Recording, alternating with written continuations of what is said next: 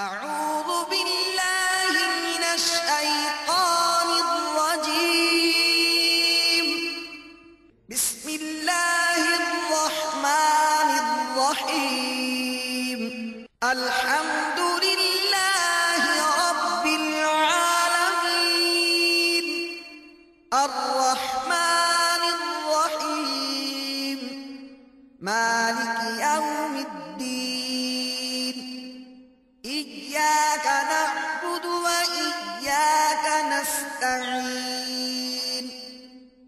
اهدنا الصراط المستقيم. صراط الذين أنعمت عليهم غير المغضوب عليهم ولا الضالين.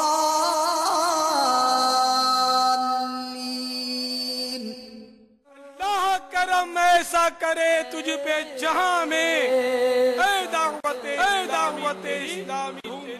Dawat Islami is the largest religious, non-political propagation and peaceful movement of Quran and Sunnah throughout the world. Dawat Islami strongly believe in preaching of Islam through character. Dawat Islam wants to spread Islam by love and peace. The Jamaat is against sectarianism, political, linguistic, or social difference between Muslim community, not only in Pakistan, but throughout the world, wherever the effect of the preaching has reached. Dawat Islami is never found to be involved in any kind of anti-state or terrorism activity. A letter of appreciation has been issued by the government of Pakistan, Minister of Religious Affairs. Until now, neither any bounds nor any observation has been recorded throughout the world by any governmental, Muslim or non-Muslims. Therefore, Minister of Defense is satisfied from their propagation of Islam as well as other religious activities in the country. وزارت دفاع پاکستان کی طرف سے جاری کردہ مکتوب کا اردو خلاصہ. دعوت اسلامی تبلیغ قرآن و سنت کی عالمگیر پرامن دنیا کی سب سے بڑی تحریک ہے. دعوت اسلامی کردار کے ذریعے نیکی کی دعوت عام کرنے پر یقین رکھتی ہے. دعوت اسلامی دین اسلام کا پیغام امن و محبت کے ساتھ عام کرنا چاہتی ہے. ملک و بیرون ملک جہاں بھی دعوت اسلامی کا مدنی پیغام پہنچا ہے وہاں پر یہ تحریک سیاسی، لسانی اور معاشرتی درجہ بندیوں کے خلاف ہے. ہماری معلومات کے مطابق دعوت اسلامی آج تک کسی دہشت گردی یا ملک کے خلاف کسی قسم کی سرگرمیوں میں ملوث نہیں پائی گئی ہے. وفاقی وزارت برائے مذہبی امور پاکستان کی جانب سے دعوت اسلامی کے لیے ایک حوصلہ افزا مکتوب جاری کیا جا چکا ہے. دنیا بھر میں دعوت اسلامی کو کسی بھی مسلم یا غیر مسلم حکومت کی طرف سے نہ کسی پابندی کا سامنا ہے اور نہ ہی یہ مدنی تحریک کسی حکومت کے زیر تفتیش ہے. دعوت اسلامی کی ان خصوصیات کی بنا پر وزارت دفاع پاکستان اس مدنی تحریک کے نیکی کی دعوت دینے اور دیگر معمولات پر اپنے مکمل اطمینان کا اظہار کرتی ہے. الحمدللہ عز و جل ہم مسلمان ہیں. مسلمان کے لیے سب سے پہلا فرض نماز ہے. نماز جنت کی کنجی ہے. نماز اندھیری قبر کا چراغ ہے. نمازی کو بروز قیامت اللہ رب العزت کا دیدار ہوگا. بدقسمتی کے ساتھ آج مسلمانوں کی غالب اکثریت نماز سے دور ہے اور نماز پڑھنے والوں کا حال یہ ہے کہ مدنی ماحول سے دوری کے سبب نماز کے فرائض، واجبات، سنن اور مستحبات تک کا علم ہے. دعوت اسلامی کا اشاعتی ادارہ مکتبۃ المدینہ شیخ طریقت امیر اہل سنت بانی دعوت اسلامی حضرت علامہ مولانا ابو بلال محمد الیاس عطار قادری رضوی ضیائی دامت برکاتہم العالیہ کے مدنی مذاکرے کی وی سی ڈی پیش کر رہا ہے. امیر اہل سنت نے اس وی سی ڈی میں سوالات کے جوابات دیتے ہوئے فرائض، واجبات، سنتیں، مستحبات بیان کرنے کے ساتھ ساتھ نماز کا عملی طریقہ یعنی پریکٹیکل کر کے بھی دکھایا ہے.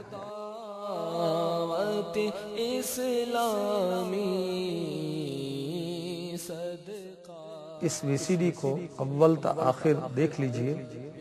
انشاءاللہ عز و جل معلومات کے مفید انوار کے ساتھ ساتھ نماز کی بہت سی غلطیاں آپ پر آشکار ہوں گی۔ صلو علی الحبیب صلی اللہ تعالی علی محمد۔ خشوع و خضوع سے پڑھوں سب نمازیں، نہ بھاری ہوں فجر و عشاء یا الہی۔ الحمدللہ رب العالمین والصلاة والسلام علی سید المرسلین، اما بعد فاعوذ باللہ من الشیطان الرجیم، بسم اللہ الرحمن الرحیم۔ الصلاة والسلام علیک یا رسول اللہ وعلی آلک واصحابک یا حبیب اللہ۔ الصلاة والسلام علیک یا نبی اللہ وعلی آلک واصحابک یا نور اللہ۔ سرکار مدینہ، قرار قلب و سینہ، فیض گنجینہ، صاحب معطر پسینہ، باعث نزول سکینہ، سلطان باقرینہ صلی اللہ تعالی علیہ وآلہ وسلم کا فرمان قبولیت نشان ہے، تم جہاں بھی ہو مجھ پر درود پڑھو، تمہارا درود مجھ تک پہنچتا ہے۔ صلو علی الحبیب۔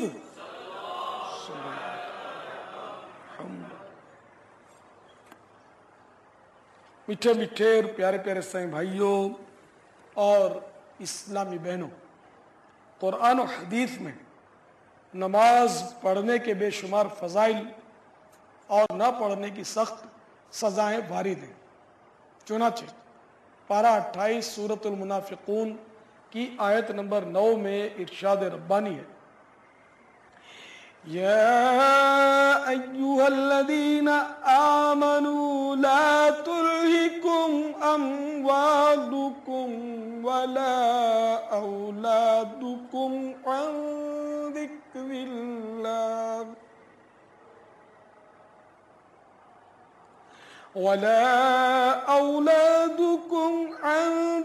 اللہ ومن يفعل ذلك فأولئك هم الخاسرون۔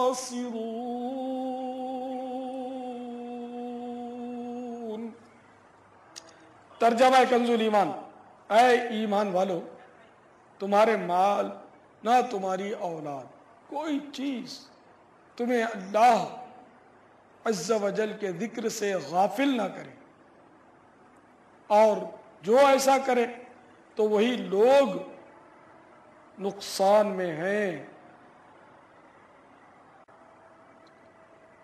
حضرت سیدنا امام محمد بن احمد ذہبی علیہ رحمت اللہ القوی کتاب الکبائر میں نقل کرتے ہیں کہ مفسرین کرام رحمہم اللہ السلام فرماتے ہیں کہ اس آیت مبارکہ میں اللہ تعالیٰ کے ذکر سے مراد 5 نمازیں ہیں۔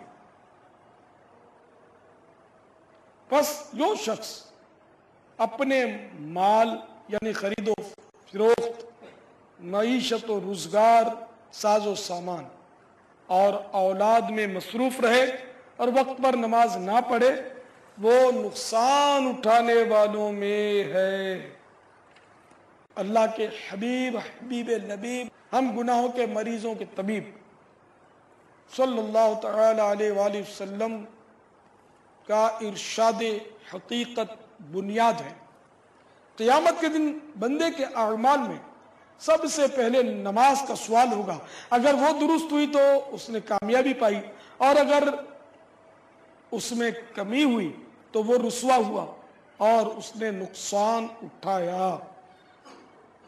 سرکار دو عالم نور مجسم شاہ بنی آدم رسول محتشم رسول اکرم نبی اکرم صلی اللہ تعالی علیہ وآلہ وسلم کا فرمان معظم ہے، جو شخص نماز کی حفاظت کرے اس کے لیے نماز قیامت کے دن نور، دلیل اور نجات ہوگی، اور جو اس کی حفاظت نہ کرے اس کے لیے بروز قیامت نہ نور ہوگا اور نہ دلیل اور نہ ہی نجات۔ اور وہ شخص قیامت کے دن فرعون، قارون، حامان اور ابی بن خلف کے ساتھ ہوگا، معاذ اللہ۔ میٹھے میٹھے اسلامی بھائیوں اور اسلامی بہنوں، حضرت سیدنا امام احمد بن احمد ذہبی علیہ رحمت اللہ القوی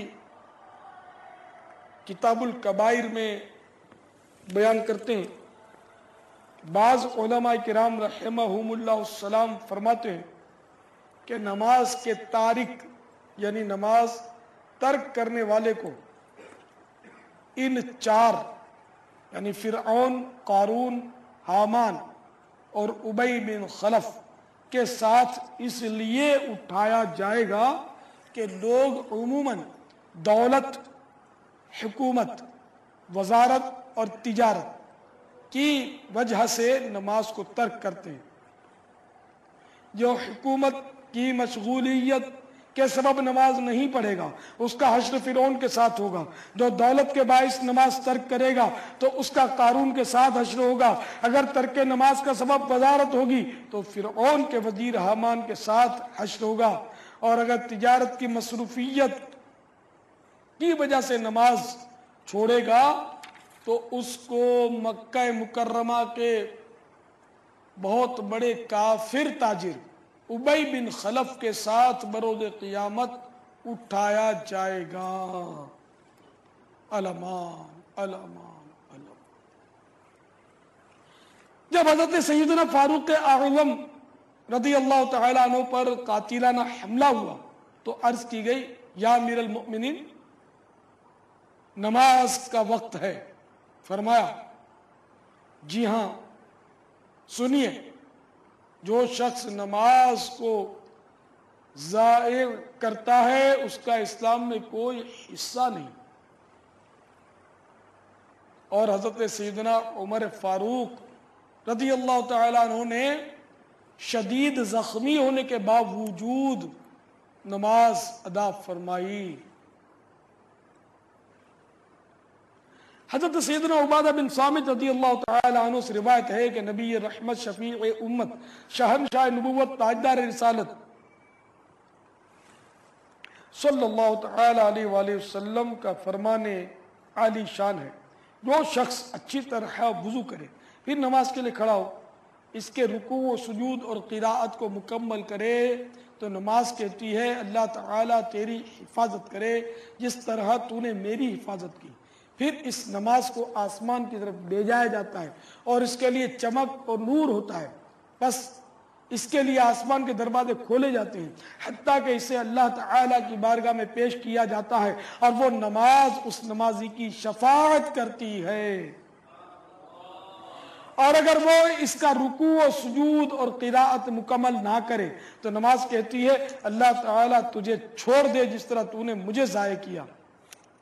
پھر اس نماز کو اس طرح آسمان کی طرف لے جایا جاتا ہے کہ اس پر تاریکی چھائی ہوتی ہے اور اس پر آسمان کے دروازے بند کر دیے جاتے ہیں، پھر اس کو پرانے کپڑے کی طرح لپیٹ کر اس نمازی کے منہ پر مار دیا جاتا ہے، معاذ اللہ۔ حضرت سیدنا امام بخاری علیہ رحمت اللہ الباری فرماتے ہیں، سیدنا حذیفہ بن یمان رضی اللہ تعالی عنہ نے ایک شخص کو دیکھا جو نماز پڑھتے ہوئے رکوع اور سجود پورے ادا نہیں کرتا تھا، تو اس سے فرمایا تم نے جو نماز پڑھی اگر اسی نماز کی حالت میں انتقال کر جاؤ تو حضرت سیدنا محمد مصطفیٰ صلی اللہ تعالی علیہ وآلہ وسلم کے طریقے پر تمہاری موت واقع نہیں ہوگی۔ نسائی شریف کی روایت میں یہ بھی ہے کہ حضرت حذیفہ رضی اللہ تعالیٰ عنہ نے پوچھا تم کب سے اس طرح نماز پڑھ رہے ہو؟ اس نے کہا 40 سال سے۔ فرمایا تم نے 40 سال سے بالکل نماز ہی نہیں پڑھی، اور اگر اسی حالت میں تمہیں موت آ گئی تو دین محمدی اللہ صاحب الصلاۃ والسلام پر نہیں مرو گے. معاذ اللہ معاذ اللہ. حضرت سیدنا ابو قتادہ رضی اللہ تعالی عنہ سے روایت ہے، اللہ کے محبوب دانا غیوب منزہ عن العیوب عز و جل صلی اللہ تعالی علیہ وآلہ وسلم کا فرمان عالی شان ہے، لوگوں میں بدترین چور وہ ہے جو اپنی نماز میں چوری کرے. عرض کی گئی یا رسول اللہ عز و جل صلی اللہ تعالی علیہ وآلہ وسلم نماز کا چور کون ہے؟ فرمایا رکوع اور سجدے پورے نہ کرے، یعنی وہ جو نماز کے رکوع اور سجدے پورے نہ کرے. مفسر شہیر حکیم الامت حضرت مفتی احمد یار خان علیہ رحمت المنان اس حدیث پاک کے تحت فرماتے ہیں معلوم ہوا مال کے چور سے نماز کا چور بدتر ہے، کیونکہ مال کا چور اگر سزا بھی پاتا ہے تو کچھ نہ کچھ نفع بھی اٹھا لیتا ہے، مگر نماز کا چور سزا پوری پائے گا، اس کے لیے نفع کی کوئی صورت نہیں. مال کا چور بندے کا حق مارتا ہے، جبکہ نماز کا چور اللہ عز و جل کا حق. یہ حالت ان کی ہے جو نماز کو ناقص پڑھتے ہیں. اس سے وہ لوگ درس عبرت حاصل کریں جو سرے سے نماز پڑھتے ہی نہیں. میرے میٹھے میٹھے اسلامی بھائیوں اور اسلامی بہنوں، اول تو لوگ نماز پڑھتے ہی نہیں، اور جو پڑھتے ہیں ان کی اکثریت سنتیں سیکھنے کے جذبے کی کمی کے باعث آج کل صحیح طریقے سے نماز پڑھنے سے محروم رہتی ہے. یہاں مختصراً نماز پڑھنے کا طریقہ پیش کیا جاتا ہے. برائے مدینہ بہت زیادہ غور سے سنیے اور نمازوں کی اصلاح فرمائیے. خشوع و خضوع سے پڑھوں سب نمازیں، نہ بھاری ہوں فجر و عشاء یا الہی. شیخ طریقت امیر اہل سنت کی بارگاہ میں عرض ہے، آپ نے نماز سے متعلق آیات اور روایات بیان فرمائی ہیں، برائے کرم نماز پڑھنے کا طریقہ بھی ارشاد فرما دیجیے. غور سے سنیے اور صبر کے ساتھ استقامت کے ساتھ سنیے، توجہ کے ساتھ، کیونکہ کافی تفصیل ہے اس میں، اور انشاءاللہ عملی طریقہ بھی آپ کو بتایا جائے گا. با وضو قبلہ رو اس طرح کھڑے ہوں کہ دونوں پاؤں کے پنجوں میں 4 انگل کا فاصلہ رہے، اور دونوں ہاتھ کانوں تک لے جائیے کہ انگوٹھے کان کی لو سے چھو جائیں، اور انگلیاں نہ ملی ہوئی ہوں نہ خوب کھلی، بلکہ اپنی حالت پر نارمل رکھیں، اور ہتھیلیاں قبلے کی طرف ہوں، نظر سجدے کی جگہ. اب جو نماز پڑھنا ہے اس کی نیت، یعنی دل میں اس کا پکا ارادہ کیجئے، ساتھ ہی زبان سے بھی کہہ لیجئے کہ زیادہ اچھا. مثلا نیت کی میں نے آج کی ظہر کی 4 رکعت فرض نماز کی، اگر بعد جماعت پڑھ رہے ہیں تو یہ بھی کہہ لیجئے پیچھے اس امام کے. اب تکبیر تحریمہ یعنی اللہ اکبر کہتے ہوئے ہاتھ نیچے لائیے اور ناف کے نیچے اس طرح باندھیے کہ سیدھی ہتھیلی کی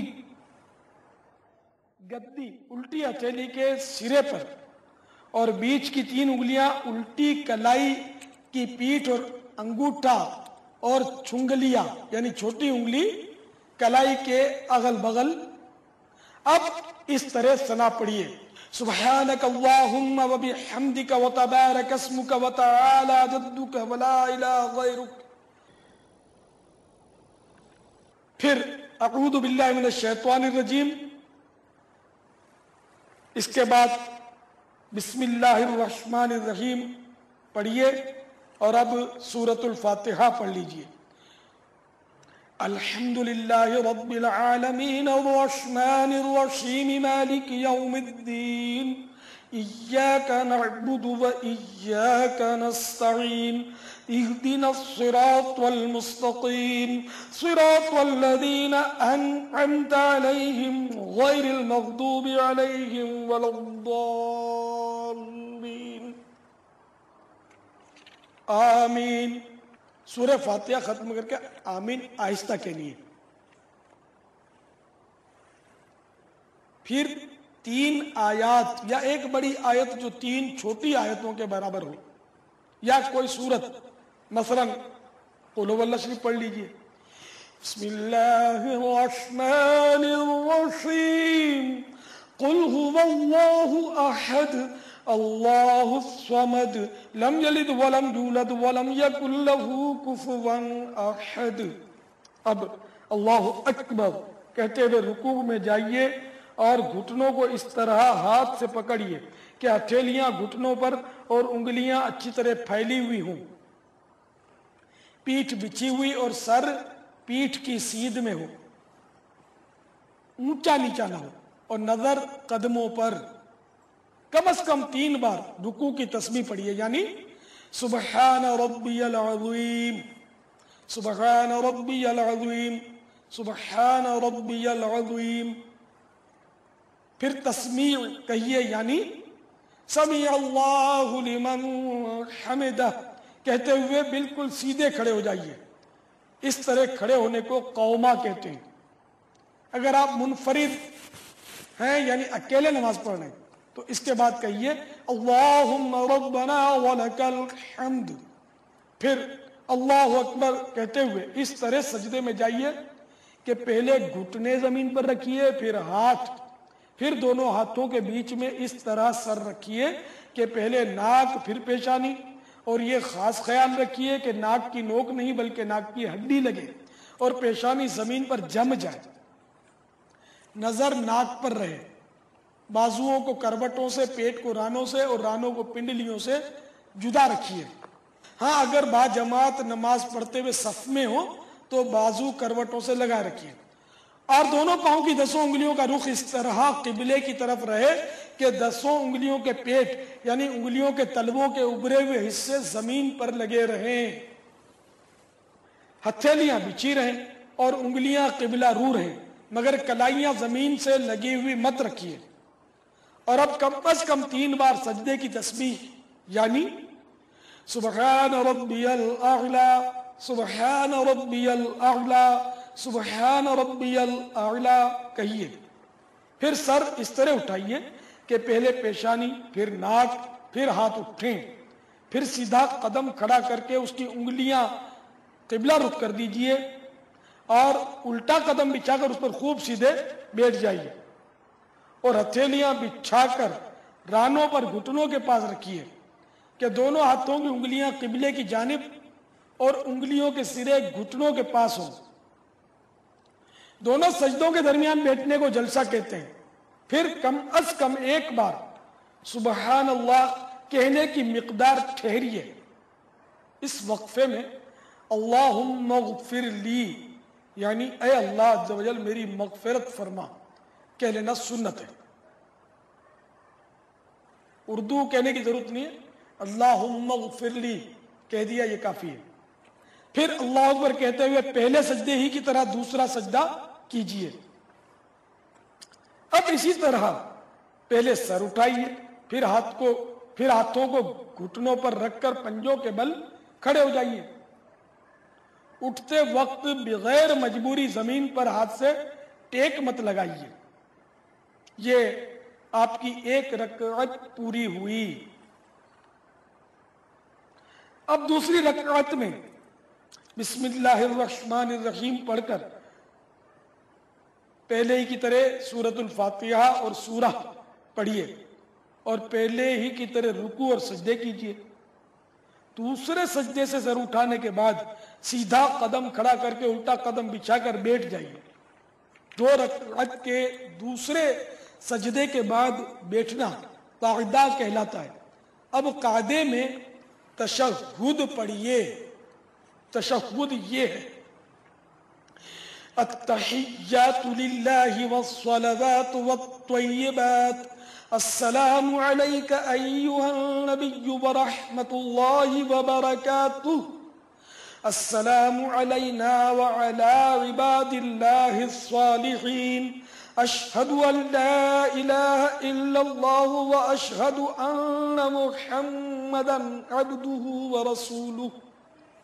جب تشہد میں لفظ لا کے قریب پہنچے تو سیدھے ہاتھ کی بیچ کی انگلی اور انگوٹھے کا حلقہ بنا لیجئے، اور چنگلیاں یعنی چھوٹی انگلی اور بنسر یعنی اس کے برابر والی انگلی کو ہتھیلی سے ملا دیجئے، اور اشہد ال کے فوراً بعد لفظ لا کہتے ہی کلیمے کی انگلی اٹھائیے، مگر اس کو ادھر ادھر مت ہلائیے، یوں یوں کرنا یہ وغیرہ نہ ہو، بلکہ بالکل یعنی کہ نارمل رکھیے، اور لفظ الا پر گرا دیجئے اور فوراً سب انگلیاں سیدھی کر لیجئے۔ اب اگر 2 سے زیادہ رکعتیں پڑھنی ہیں تو اللہ اکبر کہتے ہوئے کھڑے ہو جائیے۔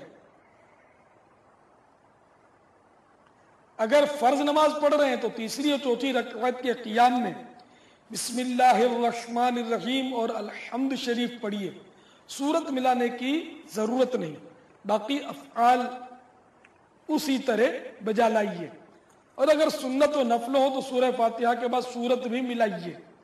ہاں اگر امام کے پیچھے نماز پڑھ رہے ہیں تو کسی بھی رکعت کے قیام میں قراءت نہ کیجیے، خاموش کھڑے رہیے، پھر 4 رکعتیں پوری کر کے قعدہ اخیرہ میں تشہد کے بعد درود ابراہیم علیہ الصلوۃ والسلام پڑھیے۔ درود ابراہیم یہ ہے: اللہم صلی علی محمد وعلی آل محمد کما صلیت علی ابراہیم وعلی آل ابراہیم انک حمید مجید، اللہم بارک علی محمد وعلی آل محمد کما بارکت علی ابراہیم وعلی آل ابراہیم انک حمید مجید۔ پھر کوئی سی دعائے معصورہ پڑھیے۔ قرآن و حدیث میں جو دعائیں وارد ہوئی اس کو دعائے معصورہ کہتے ہیں۔ مثلا یہ قرآنی دعا پڑھ لیجئے، اس میں اللہم کا اضافہ ہے، قرآن پاک میں لفظ اللہم نہیں ہے۔ اللہم ربنا آتنا فی الدنیا حسنۃ وفی الآخرۃ حسنۃ وقنا عذاب النار۔ پھر نماز ختم کرنے کے لیے پہلے سیدھے کندھے کی طرف منہ کر کے السلام علیکم ورحمۃ اللہ کہیے، اور اسی طرح الٹے کندھے کی طرف۔ اب نماز ختم ہوئی۔ یہ نماز کا طریقہ جو بیان کیا گیا وہ اکیلے مرد کی نماز کا ہے اور حنفی مذہب کے مطابق ہے۔ شافعی، مالکی، حنبلی اسلامی بھائی یہ اپنے اپنے مذہب کے علماء سے طریقہ سیکھیں۔ خشوع و خضوع سے پڑھوں سب نمازیں، نہ بھاری ہوں فجر و عشاء یا الہی۔ شیخ طریقت امیر اہل سنت کی بارگاہ میں عرض ہے، آپ نے ابھی نماز کا طریقہ جو ہمیں بتایا، تو کیا اسلامی بہنوں اور اسلامی بھائیوں کی نماز میں کچھ فرق ہے؟ حنفی اسلامی بہنیں توجہ فرمائے کہ ان کا چند جگہ پر مردوں سے فرق ہے۔ اسلامی بہنیں تکبیر تحریمہ کے وقت ہاتھ کندھوں تک اٹھائیں اور چادر سے باہر نہ نکالیں۔ قیام میں الٹی ہتھیلی سینے پر چھاتی کے نیچے رکھ کر اس کے اوپر سیدھی ہتھیلی رکھیں۔ رکوع میں تھوڑا جھکیں، یعنی اتنا کہ گھٹنوں پر ہاتھ رکھ دیں، زور نہ دیں اور گھٹنوں کو نہ پکڑیں، اور انگلیاں ملی ہوئی اور پاؤں جھکے ہوئے رکھیں۔ مردوں کی طرح خوب سیدھے نہ کریں، سجدہ سمٹ کر کریں، یعنی بازو کروٹوں سے، پیٹ ران سے، اور ران پنڈلیوں سے اور پنڈلیاں زمین سے ملا دیں اور دونوں پاؤں پیچھے نکال دیں اور قاعدے میں دونوں پاؤں سیدھی طرف نکال دیں اور الٹی سرین پر بیٹھیں اور سیدھا ہاتھ سیدھی ران کے بیچ میں اور الٹا ہاتھ الٹی ران کے بیچ میں رکھیں. باقی سب طریقہ اسی طرح ہے جو مردوں کا طریقہ آپ نے سنا. اسلامی بہنیں نماز کا تفصیلی طریقہ اور دیگر وضو غسل حیض نفاس وغیرہ کے احکام جاننے کے لیے مکتبۃ المدینہ کی شائع کردہ کتاب اسلامی بہنوں کی نماز حنفی کا مطالعہ فرمائیں. امیر اہل سنت کی بارگاہ میں عرض ہے، کیا اسلامی بھائیوں اور اسلامی بہنوں کو نماز میں کچھ خاص تاکیدیں بھی ہیں؟ دیکھیے،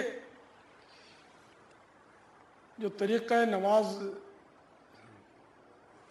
نماز میں بعض باتیں فرض ہیں کہ اس کے بغیر نماز ہوگی نہیں، بعض واجب کہ اس کا جان بوجھ کر چھوڑنا گناہ اور توبہ کرنا اور نماز کا پھر سے پڑھنا واجب اور بھول کر چھوٹنے سے سجدہ سہو واجب، اور بعض سنت موقدہ ہیں کہ جس کے چھوڑنے کی عادت بنا لینا گناہ ہے، اور بعض مستحب ہیں کہ جس کا کرنا ثواب اور نہ کرنا گناہ نہیں.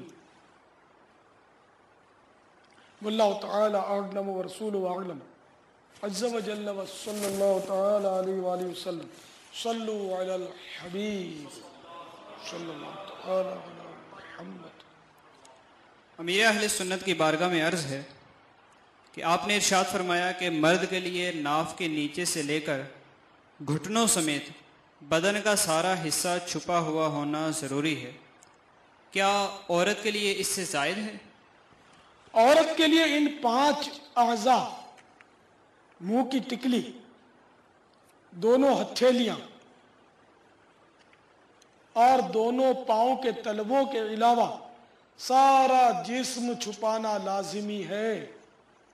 البتہ اگر دونوں ہاتھ گٹوں تک، پاؤں ٹخنوں تک مکمل ظاہر ہو تو ایک مفتابہی قول پر نماز درست ہے.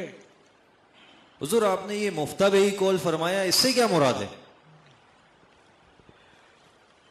فقہاء کرام کے بہت سارے اقوال ہوتے ہیں بسا اوقات ایک ہی مسئلے میں، تو ان میں پھر مفتی جو ہوتے ہیں مفتیان کرام وہ غور کرتے ہیں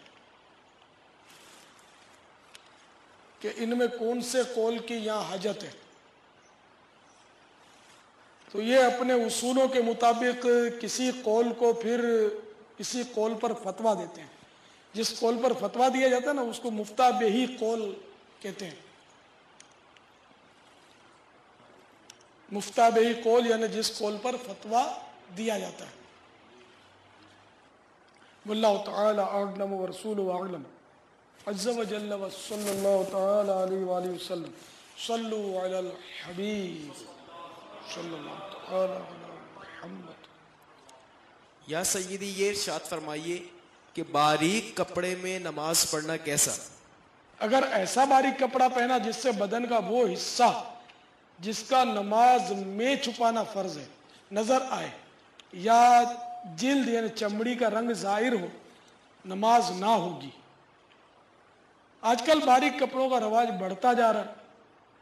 ایسے باریک کپڑے کا پاجامہ پہننا جس سے ران یا ستر کا کوئی حصہ چمکتا ہو علاوہ نماز کے بھی حرام ہے. بابا، آج کل تو ہمارے یہاں اسکن ٹائٹ پینٹیں پہنی جاتی ہیں، یہ فیشن ہے. اچھا. اور یہ بھی معلومات میں بات آئی ہے کہ اس طرح کا لباس مرد اور عورت یعنی لڑکے اور لڑکیاں دونوں کا مطلب مساوی اس طرح کا لباس ہے. اور دیگر یہ کہ اس طرح کی بھی آج کل پینٹ اور ٹی شرٹیں وغیرہ پہنی جاتی ہیں بابا، کہ ٹی شرٹ اتنی چھوٹی ہوتی ہے وہ پینٹ کے اندر تو جا نہیں سکتی، اس کی سائز ہی چھوٹی ہوتی ہے. تو اگر کوئی شخص رکوع کی حالت میں آئے یا سجدے کی حالت میں بالفرض آ جائے تو اس کے پیچھے کا حصہ اتنا نمایاں ہو جاتا ہے کہ پینٹ اس کی نیچے ہو جاتی ہے، ٹی شرٹ اس کے اوپر ہو جاتی ہے، اور جو حصہ نظر نہیں آنا چاہیے تھا وہ بھی نظر آتے کی کیفیت بن سکتی ہے. تو یہ حالات جو آج ہمارے یہاں پیدا ہوئے ہیں، برائے کرم اس معاملے میں بھی کچھ نصیحت فرما دیں. ایسا لباس پہننا کہ اچھی بات تو نہیں ہے. عام لوگوں کے سامنے ایسا لباس پہننا منع ہے، اور عورتوں کے لیے بدرجہ اولا ممانعت یہ کہ خود پہننے والے کو سوچنا چاہیے کہ کتنی بڑی شرم کی بات ہے کہ جن اعضاء کو شریعت نے چھپانے کا حکم دیا ان کو کپڑے میں لپیٹ کر دوسروں کو دیکھنے کی دعوت دینا. کیا بدنگاہی کرو. حالانکہ ہمیں تو لوگوں کو نفع پہنچانا چاہیے، اور ظاہر نصیب ہم ایسا نفع پہنچائے کہ ہمارا نفع اٹھاتے ہوئے لوگ جنت میں چلے جائیں. سبحان اللہ. حدیث پاک میں خیر الناس من ینفع الناس، یعنی لوگوں میں بہتر وہ ہے جو لوگوں کو نفع پہنچائے. تو یہ کیسا شخص ہے جس نے ایسا لباس پہنا کہ لوگوں کو نقصان پہنچا رہا ہے. کیا بدنگاہی کرو. پاپا کسی نے بتایا تھا کہ آج کل ماڈرن نوجوان لڑکیاں ان کا لباس کچھ اس طرح کا ہو گیا ہے کہ جینس کی پینٹ اور اوپر اتنی چھوٹی ٹی شرٹ کہ اس سے کمر اور پیٹ کا نظر آنا ضروری ہو. یہ فیشن کے طور پر پہنتی ہیں. کسی نے یہ معلومات میں اضافہ کیا تھا میری. کچھ ان کے لیے بھی کچھ بیان فرما دے پاپا. یہ تو ان حدیثوں کے پیشن گوئیوں کا اظہار ہے. حدیثوں میں یہ مضامین موجود ہیں کہ ایک دور آئے گا کہ عورتیں لباس پہنیں گی مگر وہ ننگی ہوں گی. تو اس کے نظارے ہیں کہ بالکل ادھورے لباس عورتیں پہننے لگی ہیں. جتنی عورتوں میں فیشن ہے اتنی مردوں میں فی الحال نہیں ہے. مردوں میں بہت ہے لیکن عورتوں میں اس سے کہیں زیادہ ہے. امیر اہل سنت کی بارگاہ میں عرض ہے کہ یہ آج کل عورتیں ململ کی چادر پہن کر سر سے جس میں بال وغیرہ جھلکتے ہیں نماز ادا کرتی ہیں، تو اس کے بارے میں کیا حکم ہے؟ ململ کی باریک چادر، لون بھی بولتے ہیں اس کو، تو ایسی باریک چادر نماز میں اوڑھنا جس سے بالوں کی سیاہی چمکتی ہے، یا ایسا لباس پہننا جس سے اعضاء کا رنگ نظر آتا ہے، تو ایسے لباس میں نماز نہیں ہوتی. واللہ تعالی اعلم ورسولہ اعلم عز وجل وصلی اللہ تعالی علیہ وآلہ وسلم. صلو علی الحبیب صلی اللہ تعالی علی محمد. امیر اہل سنت کی بارگاہ میں عرض ہے کہ اگر کسی شخص کا نماز میں سینہ قبلے سے پھر جائے تو اس کی نماز کا کیا حکم ہوگا؟ نمازی نے بلا عذر جان بوجھ کر قبلے سے سینہ پھیر دیا، اگرچہ فوراً ہی قبلے کی طرف ہو گیا نماز فاسد ہو گئی. اور اگر بلا قصد پھر گیا اور بقدر 3 بار سبحان اللہ کہنے کے وقفے سے پہلے واپس قبلہ رخ ہو گیا تو فاسد نہ ہوئی. البتہ صرف منہ قبلے سے پھرا تو واجب ہے کہ فوراً قبلے کی طرف منہ کر لے اور نماز نہ جائے گی، مگر بلا عذر ایسا کرنا مکروہ تحریمی ہے. واللہ تعالی اعلم ورسولہ اعلم عز وجل وصلی اللہ تعالی علیہ وآلہ وسلم. صلو علی الحبیب.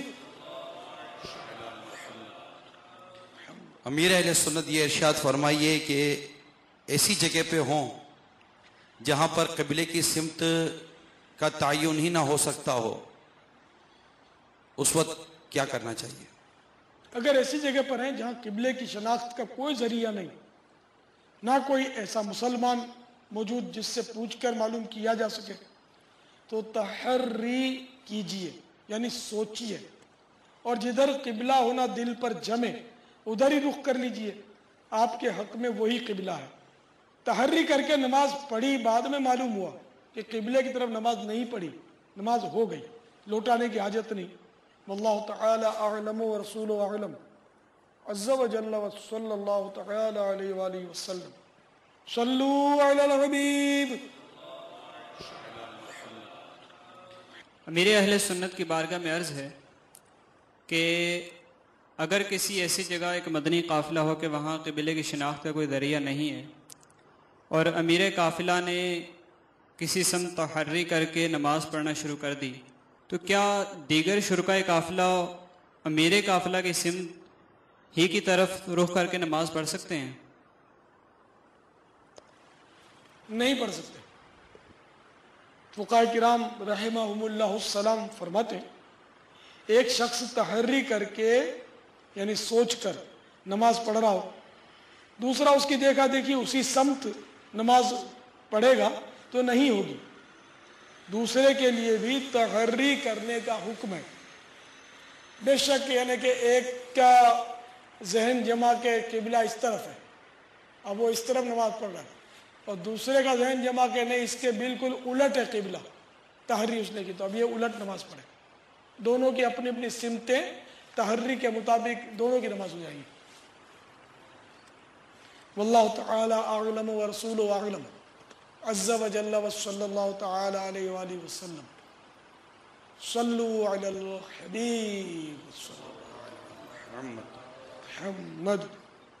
یا سیدی، نماز کی چوتھی شرط وقت، کہ جو نماز پڑھنی ہے اس کا وقت ہونا ضروری ہے۔ برائے کرم اس کی کچھ وضاحت فرما دیں۔ مثلا آج کی نماز عصر ادا کرنا ہے تو یہ ضروری ہے کہ عصر کا وقت شروع ہو جائے، اگر وقت عصر شروع ہونے سے پہلے ہی پڑھ لی تو نماز نہ ہوگی۔ عموماً مساجد میں نظام الاوقات کے نقشے آویزاں ہوتے ہیں، ان میں جو مستند توقیت داں کے مرتب کردہ اور علماء اہل سنت کے مصدقہ ہوں، ان سے نمازوں کے اوقات معلوم کرنے میں سہولت رہتی ہے۔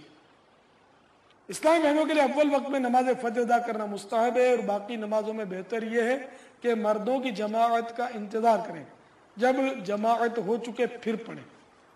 واللہ تعالی اعلم ورسولہ اعلم عز وجل وصلی اللہ تعالی علیہ وآلہ وسلم۔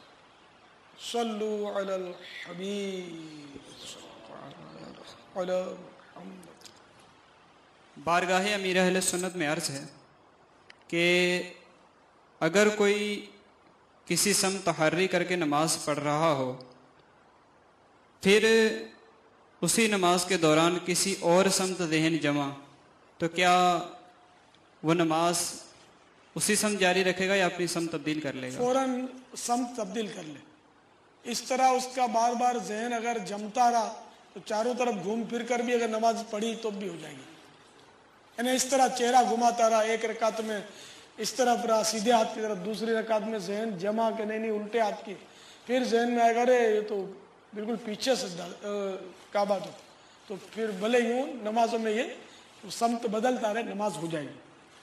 چاہے نظام الاوقات کے تعلق سے عرض کر دوں کہ دعوت اسلامی کی ویب سائٹ پر ساری دنیا کا نظام الاوقات موجود ہے، تو آپ اپنے شہر کے مطابق دیکھ لیجئے، اور چاہیں تو اس کی پرنٹ آؤٹ کر لیجئے اور اپنے گھر میں آویزاں کر لیجئے، تو سب انشاءاللہ دیکھ سکیں گے۔ آپ کے پاس انٹرنیٹ کی سہولت نہیں تو کسی اور اسلامی بھائی سے پرنٹ آؤٹ حاصل کر لیجئے، دنیا میں کہیں بھی ہوں آپ نظام الاوقات خود نکال سکتے ہیں۔ اس میں دعوت اسلامی کی ویب سائٹ ہر رسالے اور ہر کتاب اور ہر کیسٹ اور ہر وی سی ڈی پر چھپی بھی موجود ہے۔ اور یہ بھی یاد رکھیے کہ فتاوی رضویہ شریف میں ہے اوقات کا جاننا سب پر فرض ہے، فرض عین ہے کہ اوقات جانتا ہو۔ تو اب یہ تو اللہ ان پر رحم کرے، توقیت دانوں پر کہ انہوں نے واقعی اوقات جاننا ہمارے لیے بہت آسان کر دیا۔ نظام الاوقات کے ذریعے نمازوں کا سمجھ آ جاتی ہے، سحری افطاری کا وقت سمجھ میں آ جاتا ہے الحمدللہ، مگر اس کی تفصیلی معلومات تو ظاہر پڑھ کر یا سن کر ہی ہوگی کہ کس وقت نماز کا وقت ہوتا ہے، کس وقت نماز کا وقت ختم ہوتا ہے، کون سی نماز کا سلام وقت کے اندر اندر پھر جانا چاہیے، کون سی نماز ایسی ہے کہ تکبیر تحریمہ وقت کے اندر ہو جائے اور اس کے بعد اگر بقیہ رکعتیں پڑھیں تو نماز ہو جاتی ہے۔ ساری اس کی تفصیلی معلومات کے لیے آپ کو باہر شریعت پڑھنی ہوگی اور انشاءاللہ کافی حد تک اس میں بھی مسائل مل جائیں گے نماز کے احکام میں۔ یا سیدی یہ سنا ہے کہ عشاء کی نماز کا وقت 12 بجے ختم ہو جاتا ہے، کیا یہ درست ہے؟ نہیں، اس کا 12 بجے سے تعلق نہیں ہے۔ عشاء کا وقت جب شفق ڈوب جاتی ہے، سیاہی پھیل جاتی ہے، تو رات آ جاتی ہے، رات آ جاتی ہے تو عشاء کا وقت شروع ہو جاتا ہے اور یہ صبح صادق تک رہتا ہے۔ افضل وقت دوسری تہائی میں، یعنی رات کے 3 حصے کر لیجئے، مثال کے طور پر 12 گھنٹے کی رات ہے تو ابتدائی 4 گھنٹے یہ 1/3 ہوئی، وسطی 4 گھنٹے دوسری تہائی اور آخری 4 گھنٹے یہ تیسری تہائی۔ تو دوسری تہائی میں افضل ہے عشاء کا وقت، مستحب ہے، اور تیسری تہائی میں مکروہ وقت ہے۔ تو اگر فرض رکعت کی تکبیر تحریمہ کہہ لی اور صبح صادق ہو گئی، عشاء کا وقت جاتا رہا مگر تکبیر تحریمہ وقت کے اندر پڑھ لیے تو اس لیے 4 رکعتیں پوری کر لے، نمازیں ہو گئی، نماز فرض نماز ادا ہو گئی، سنت اور وتر رہ گئے کیونکہ وقت جا چکا، اگر فرض ادا ہو گئی۔ امیر اہل سنت کی بارگاہ میں عرض ہے کہ یہ ارشاد فرمائیں کہ کون سی نماز کا وقت کے اندر اندر سلام پھرنا ضروری ہے اور کون سی نماز کا وقت کے اندر فقط تکبیر تحریمہ کا ہونا ضروری ہے؟ دیکھیے، فجر، جمعہ اور عیدین کی نمازیں، میٹھی عید اور بقر عید کی جو عید کی نمازیں ہوتی ہیں، تو فجر، جمعہ اور عیدین میں وقت ختم ہونے سے پہلے پہلے سلام پھرنا ضروری ہے۔ باقی نمازوں میں، باقی فرض نمازوں میں تکبیر تحریمہ اگر وقت کے اندر کہہ لی تو یہی کافی ہے، نماز ہو جائے گی، جبکہ اسی نماز کو پوری کرنے میں کامیاب ہو گیا، توڑ دی یا ٹوٹ گئی تو پھر ظاہر ہے کہ وقت ہی جا چکا۔ خشوع و خضوع سے پڑھوں سب نمازیں، نہ بھاری ہوں فجر و عشاء یا الہی۔ پیارے باپا جان، یہ ارشاد فرمائیے کہ نماز کے کتنے اور کون کون سے فرائض ہیں؟ نماز کے 7 فرائض ہیں۔ نمبر 1 تکبیر تحریمہ، نمبر 2 قیام، نمبر 3 قراءت، نمبر 4 رکوع، نمبر 5 سجود، نمبر 6 قاعدہ اخیرہ، نمبر 7 خروج بسنعہ۔ واللہ تعالی اعلم ورسولہ اعلم عز وجل وصلی اللہ تعالی علیہ وآلہ وسلم۔ صلو علی الحبیب صلی اللہ تعالی علیہ وسلم۔ امیر اہل سنت کی بارگاہ سراپا عقیدت میں عرض ہے کہ ان فرائض کی کچھ وضاحت بھی فرما دیجیے۔ نمبر 1 تکبیر تحریمہ۔ در حقیقت تکبیر تحریمہ یعنی تکبیر اولا شرائط نماز میں سے ہے، مگر نماز کے افعال سے بالکل ملی ہوئی ہے، اس لیے اسے نماز کے فرائض سے بھی شمار کیا گیا ہے۔ مقتدی نے تکبیر تحریمہ کا لفظ اللہ امام کے ساتھ کہا مگر اکبر امام سے پہلے ختم کر لیا تو نماز نہ ہوگی۔ امام کو رکوع میں پایا اور تکبیر تحریمہ کہتا ہوا رکوع میں گیا، یعنی تکبیر اس وقت ختم ہوئی کہ ہاتھ بڑھائے تو گھٹنے تک پہنچ جائے، نماز نہ ہوگی۔ ایسے موقع پر قاعدے کے مطابق پہلے کھڑے کھڑے تکبیر تحریمہ کہہ لیجئے، اس کے بعد اللہ اکبر کہتے ہوئے رکوع کیجئے۔ امام کے ساتھ اگر رکوع میں معمولی سی بھی شرکت ہو گئی تو رکعت مل گئی۔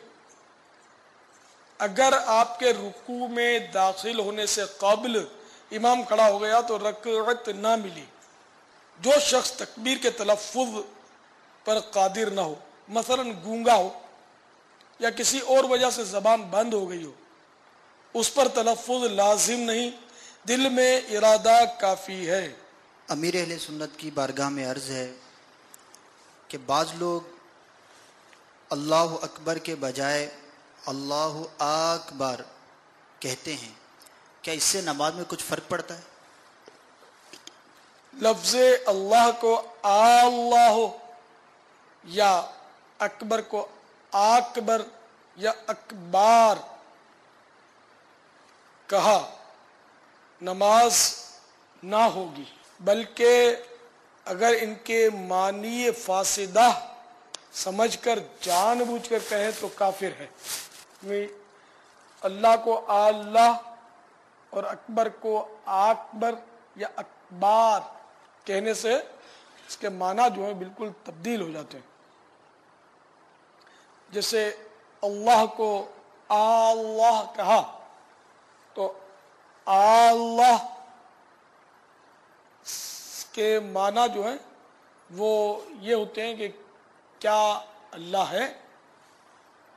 نمازوں کی تعداد زیادہ ہونے کی صورت میں پیچھے آواز پہنچانے والے مکبروں کی اکثریت علم کی کمی کے باعث آج کل اکبر کو اکبار کہتی سنائی دیتی ہے۔ اس طرح ان کی اپنی نماز بھی ٹوٹتی اور ان کی آواز پر جو لوگ انتقالات کرتے یعنی نماز کے ارکان ادا کرتے ہیں ان کی نماز بھی ٹوٹ جاتی ہے۔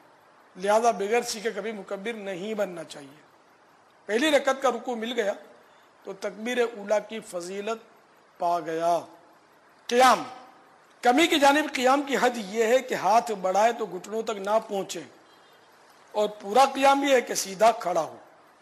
قیام اتنی دیر تک ہے جتنی دیر تک قراءت ہے، بقدر قراءت فرض، قیام بھی فرض، بقدر واجب اور بقدر سنت۔ فرض وتر عیدین اور سنت فجر میں قیام فرض ہے۔ اگر بلا عذر صحیح کوئی یہ نمازیں بیٹھ کر ادا کرے گا تو نہ ہوں گی۔ کھڑے ہونے سے محض کچھ تکلیف ہونا عذر نہیں، بلکہ قیام اس وقت ساقط ہوگا کہ کھڑا نہ ہو سکے یا سجدہ نہ کر سکے۔ کھڑے ہونے یا سجدہ کرنے میں زخم بہتا ہے یا کھڑے ہونے میں قطرہ آتا ہے یا چوتھائی صدر کھلتا ہے یا قراءت سے مجبور محض ہو جاتا ہے۔ یوں ہی کھڑا ہو سکتا ہے مگر اس سے مرض میں زیادتی ہوتی ہے، یا دیر میں اچھا ہوگا یا ناقابل برداشت تکلیف ہوگی تو بیٹھ کر پڑھے۔ اگر عصا یا بیساکھی، خادم یا دیوار پر ٹیک لگا کر کھڑا ہونا ممکن ہے تو فرض ہے کہ کھڑا ہو کر پڑھے۔ اگر صرف اتنا کھڑا ہونا ممکن ہے کہ کھڑے کھڑے تکبیر تحریمہ کہہ لے گا تو فرض ہے کہ کھڑے ہو کر اللہ اکبر کہہ لے، اور اب کھڑا رہنا ممکن نہیں تو بیٹھ جائے۔ آج کل مساجد میں کرسیاں رکھنے کا رواج ہوتا جا رہا ہے، یعنی جس کو کھڑے ہو کر پڑھنے میں معمولی بھی تکلیف ہو تو وہ دعوت دی جاتی ہے، گویا کرسی حاضر ہے، تشریف رکھیے۔ تو یہ سمجھ سے باہر ہے۔ تو مسئلہ بہرحال آپ نے سنا، تو خبردار بعض لوگ معمولی سی تکلیف یا زخم کی وجہ سے فرض نمازیں بیٹھ کر پڑھتے ہیں، وہ بیان کردہ حکم شرعی پر غور فرمائیں۔ یاد رکھیے جتنی نمازیں قدرت قیام یعنی کھڑے ہو کر پڑھنے کے باوجود بیٹھ کر ادا کی ہوں ان کا لوٹانا فرض ہے۔ اسی طرح ویسے ہی کھڑے نہ رہ سکتے تھے مگر عصا یا دیوار یا آدمی کے سہارے کھڑے ہونا ممکن تھا مگر بیٹھ کر پڑھتے رہے تو ان کی بھی نمازیں نہ ہوئیں. ان نمازوں کا لوٹانا فرض ہے. عورتوں کے لیے بھی یہی حکم ہے. یہ بھی بغیر شرعی اجازت کے بیٹھ کر نمازیں نہیں پڑھ سکتی. بعض اوقات بیماریوں میں، آپریشنوں میں، زخموں میں ڈاکٹر لوگ بھی کہہ دیتے ہیں کہ نماز بیٹھ کے پڑھو. اس پر بھی بہت سوچ سمجھ کر عمل کرنا ہے. یا تو اپنا تجربہ ہے کہ واقعی تکلیف ہوتی ہے، کھڑے ہو کر نہیں پڑھ سکتا، یہ ایسا مجبور ہے، اب سمجھتا ہے. ورنہ ڈاکٹر تو بات بات میں کہتے ہیں، بلکہ وہ بولتے ہیں اب نماز بھی مت پڑھو. یہ بھی بولیں گے کہ فی الحال نماز آپ نہیں پڑھیں تو اشارے سے پڑھیں. اب ہٹا کٹا مطلب چھلانگے لگا رہا ہے، نماز کا ٹائم آ گیا تو اشارے سے پڑھو. تو اس طرح نہیں ہوتا، بلکہ طبیب حاذق ہو، ماہر طبیب ہو، زیر فاسق، اس کا مشورہ قابل قبول ہے. یا اپنا خود تجربہ ہے اور ظاہر ہے معاملہ کہ وہ کھڑا رہ ہی نہیں سکتا، وہ ایک الگ بات ہے. اس پر بڑی یعنی کہ توجہ کی ضرورت ہے. ہمارے ایک اسلامی بھائی ذمہ دار ہیں، ان کا بائی پاس کا آپریشن ہوا. یہ بیچارے کرسی پر بیٹھ کر لگے رہتے تھے. میں نے دیکھا، میں نے کہا یار یہ کیا تم نے؟ ڈاکٹر نے منع کیا. کیا ڈاکٹر نے منع کیا؟ چلتے پھرتے تھے. ڈاکٹر نے کہا تھا یہ جھکنا منع تو فلاں منع. میں نے کہا یار کھڑے کھڑے پڑھ لو نماز. کھڑے کھڑے پڑھ لی تو پڑھتے رہے. بہت خوش تھے. اور ڈاکٹر نے میرے کو پھنسا دیا تھا، بیٹے بیٹے پڑھتا تھا. میں کچھ بھی نہیں ہوا الحمدللہ. تو یعنی جیسا موقع، اس کی ظاہری صحت ایسی تھی کہ وہ بائی پاس کے آپریشن کے بہت دن گزر چکے تھے. اب خامخواہ بیٹھ کر پڑھتے ہو. میں نے کہا قیام تو فرض ہے نا اس میں، نماز میں. تو موقع کی مناسبت سے شرعی مسئلہ آپ کو میں نے بیان کر دیا. نماز کے احکام میں بعض مساجد میں کرسیوں کا انتظام بھی ہوتا ہے. بعض بوڑھے وغیرہ ان پر بیٹھ کر فرض نماز پڑھتے ہیں، حالانکہ چل کر آئے ہوتے ہیں. نماز کے بعد کھڑے کھڑے بات چیت بھی کر لیتے ہیں. ایسے لوگ اگر بغیر اجازت شرعی بیٹھ کر نمازیں پڑھیں گے تو ان کی نمازیں نہ ہوں گی. کھڑے ہو کر پڑھنے کی قدرت ہو جب بھی بیٹھ کر نفل پڑھ سکتے ہیں، مگر کھڑے ہو کر پڑھنا افضل ہے.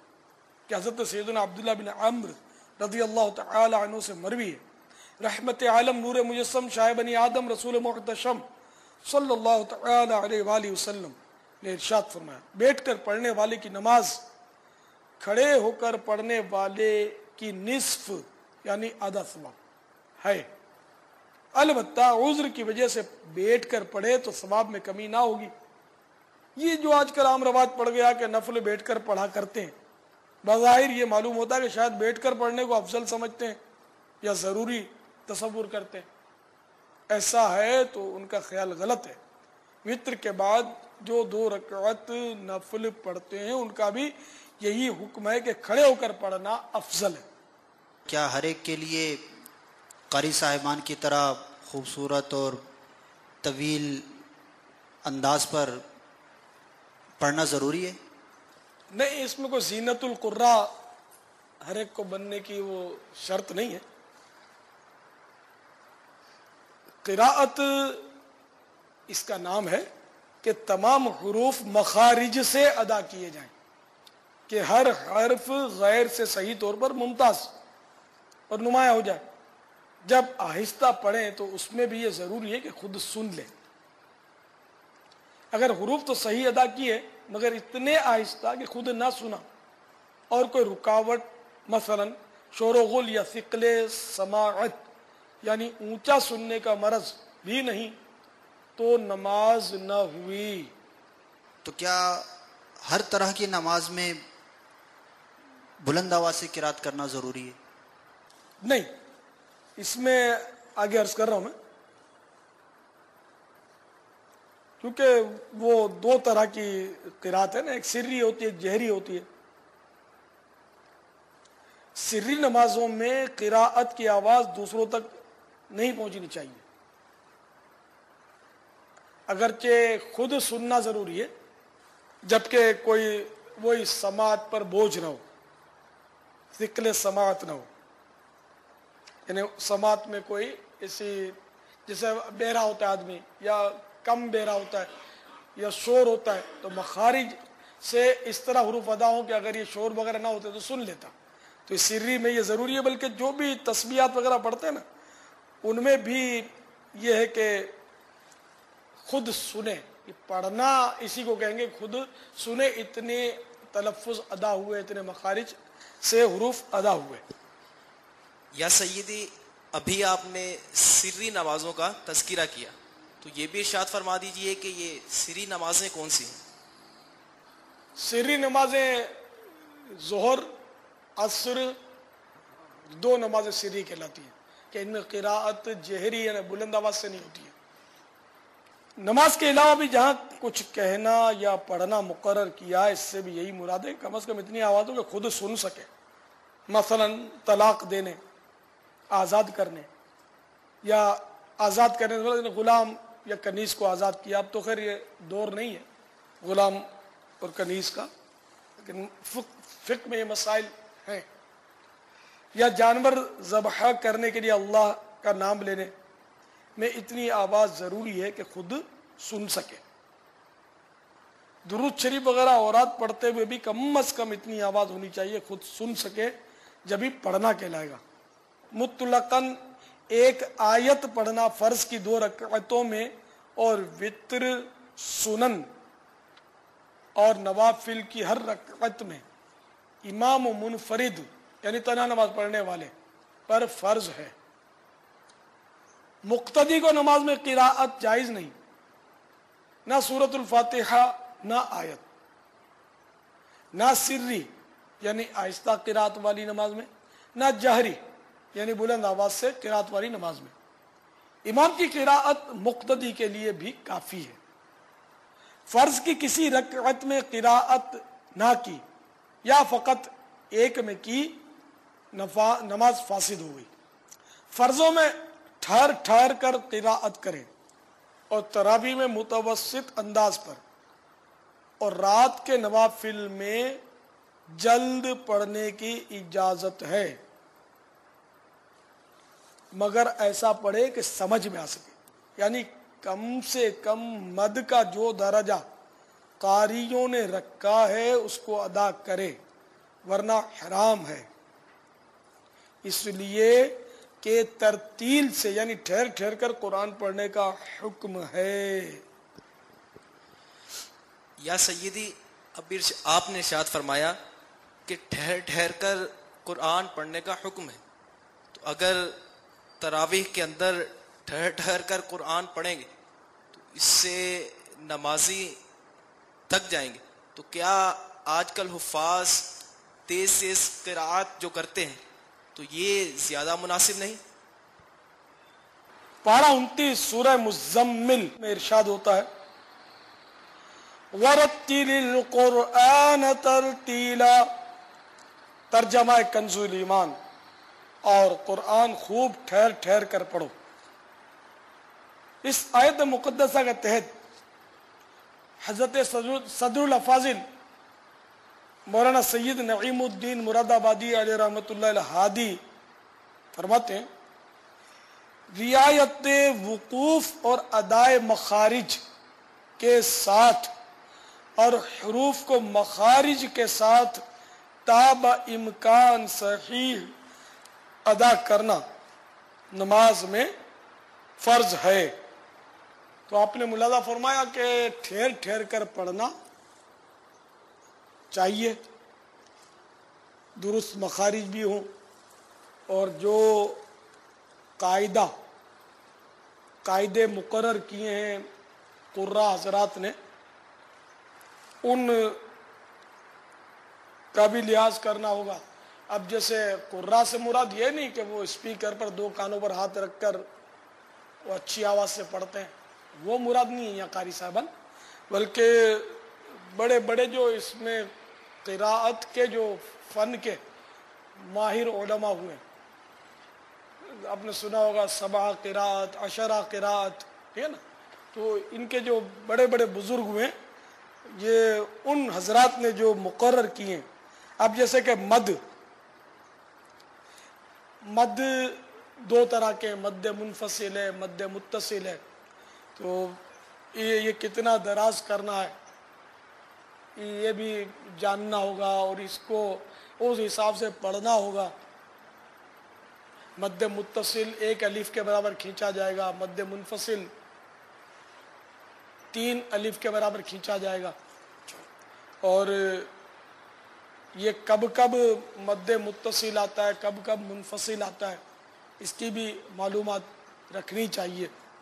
تو اس طرح یہ معلومات ہوں اور یہ ہو. اب جیسے کہ وہ 3 صورتیں بتائی نا، فرضوں میں ٹھہر ٹھہر کر قراءت کرے، تراویح میں متوسط، ٹھہرنا تو اس میں بھی متوسط، اور رات کے نوافل میں جلد پڑھے، مگر اس میں بھی حروف اور مخارج اور یہ تو سب ادا کرنے. اور ٹھہر ٹھہر کے پڑھنے کی تو آپ کو تجربہ ہوگا کہ امام صاحبان فجر میں، عشاء میں اور مغرب میں جو قراءت کرتے ہیں تو اطمینان سے کرتے ہیں. الحمدللہ رب العالمین الرحمن الرحیم مالک یوم الدین. اس طرح ٹھہر ٹھہر کے پڑھتے ہیں. اچھا یہ ٹھہر ٹھہر کے امام صاحب کے لیے نہیں ہے صرف، اگر اکیلا بھی منفرد فرض پڑھے گا تو ٹھہر ٹھہر کے پڑھنا چاہیے اس کو. لیکن منفرد کے لیے بڑا امتحان ہے. امام جو ہے وہ بھی اگر اکیلا جب پڑھے گا تو پھر وہ امتحان میں پڑ جاتا ہے. اللہ توفیق دے. اور تراویح میں متوسط، جیسے الحمدللہ رب العالمین الرحمن الرحیم مالک یوم الدین، یہ ایک متوسط انداز اس کو کہہ سکیں گے. اور رات کے نوافل میں جلد پڑھنے کی اجازت ہے. الحمدللہ رب العالمین الرحمن الرحیم مالک یوم الدین، یہ میں نے جلدی پڑھا. لیکن الحمدللہ تینوں میں نے قواعد کا جتنا ہو سکا خیال رکھا. تو یہ ضروری ہے اب اتنی اسپیڈ رکھنا کہ قواعد تو کیا حروف ہی چبا جائے، تو حروف چاپ جائے گا تو حرام ہے اس طرح پڑھنا. کہ اکثر حفاظ اس طرح پڑھتے ہیں کہ مد کا ادا ہونا تو بڑی بات ہے، یعلمون تعلمون کے سوا کسی لفظ کا پتہ ہی نہیں چلتا، نہ تصحیح حروف ہوتی بلکہ جلدی میں لفظ کے لفظ کھا جاتے ہیں اور اس پر تفاخر ہوتا ہے کہ فلاں اس قدر جلد پڑھتا ہے. حالانکہ اس طرح قرآن مجید پڑھنا حرام اور سخت حرام ہے. یہ میں نے جزیہ بہار شریعت کا ادا کیا. حضرت صدر الشریعہ بدر الطریقہ مولانا امجد علی اعظمی رحمت اللہ تعالی علیہ بہار شریعت جلد 3 میں فرماتے ہیں آج کل کے اکثر حفاظ اس طرح پڑھتے ہیں کہ مد کا ادا ہونا تو بڑی بات ہے، یعلمون تعلمون کے سوا کسی لفظ کا پتہ نہیں چلتا، نہ تصحیح حروف ہوتی بلکہ جلدی میں لفظ کے لفظ کھا جاتے ہیں اور اس پر تفاخر ہوتا ہے کہ فلاں اس قدر جلد پڑھتا ہے. حالانکہ اس طرح قرآن مجید پڑھنا حرام اور سخت حرام ہے. تو اب یہ تراویح کیا بس رسم تراویح شاید ادا کی جاتی ہے کہ 3 دن میں صاحب وہ فلاں جگہ ہوتا ہے تو 4 دن میں ہوتا ہے تو 5 دن میں ہوتا ہے. تو یہ کمپٹیشن چل رہا ہے آج کل. اللہ تعالیٰ کرم، اللہ صحیح تراویح امت کو نصیب کر دے. تو واقعی یعنی کہ اگر آہستہ آہستہ پڑھے گا تو نمازیوں کی تعداد کم ہو جائے گی، نہ شریعت کے مطابق پڑھے گا تو بھلے کم ہو جائے. اللہ کو راضی کرنا ہے تو شریعت کے مطابق پڑھے. پبلک نہ آئے تو ٹھیک ہے، پبلک کو تو خوش کرنا بھی نہیں ہے. اگر پبلک کو خوش کرنا ہے چاہے اللہ ناراض ہوتا رہے تو بہت سخت بات ہے، بہت خطرناک بات ہے. تو اس لیے رضا الہی کے لیے پڑھے. کوئی اگر مصلی نہیں دیتا آپ کو تو نہ دے، کوئی بات نہیں، اکیلے پڑھے. سنت موقدہ ہے تراویح میں قرآن ختم کرنا، تو اکیلے ختم کر لیں تراویح میں.